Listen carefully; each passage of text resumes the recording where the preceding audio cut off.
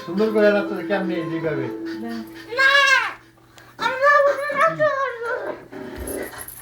পেট বড় করে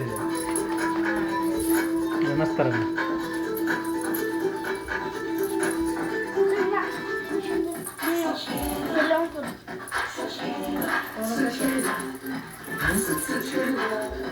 তখন ব্যায়াম করি